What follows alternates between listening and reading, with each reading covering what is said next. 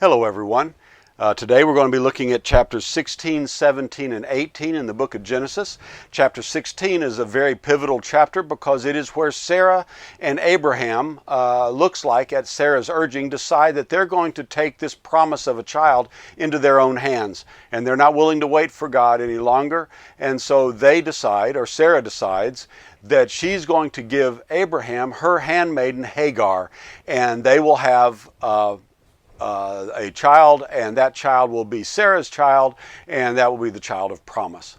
And that doesn't last very long. They take action on that plan. Hagar becomes pregnant, and about that time Sarah decides she doesn't like it. So there's a lot of conflict between Sarah and Hagar, and that continues on. Ultimately, a big conflict between Ishmael, Hagar's son, and Sarah's son, Isaac.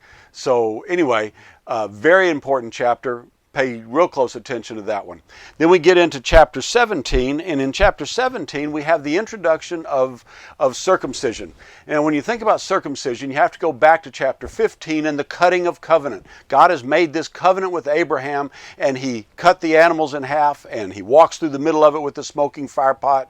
And that is a very Middle Eastern way of saying this is a long, firm, solid covenant I'm making with you.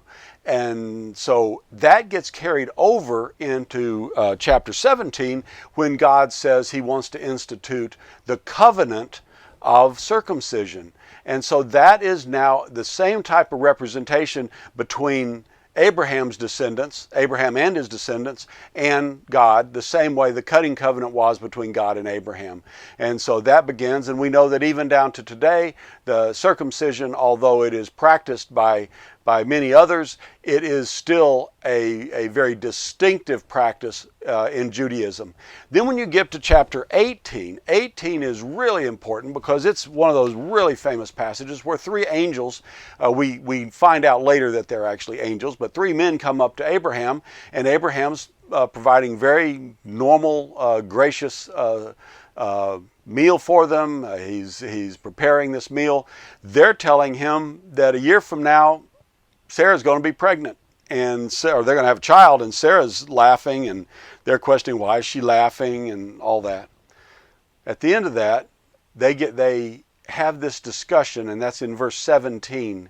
And I want to ask you, when you're reading through that section, particularly focused on 17, look and ask yourself, who's talking to who there?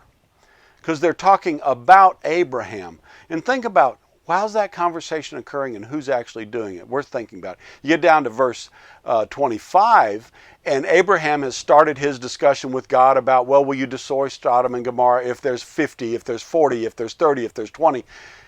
He asked this question in the middle there, and you see it stated in verse 25. I want to ask you, think about who actually needs to answer that question. Then you get all the way down to 10, and Abraham just stops.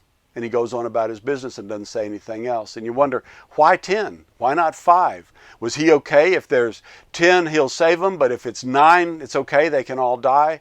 I think the answer is different from he's just okay at 10. There's another question that needs to be answered, or that's included in those other verses I was asking you to look at. So anyway, take a look at those, see what you come up with. It's worth talking about sometime. Get your ideas on it. Anyway, I hope you enjoy the readings, and I look forward to talking to you again tomorrow. Take care.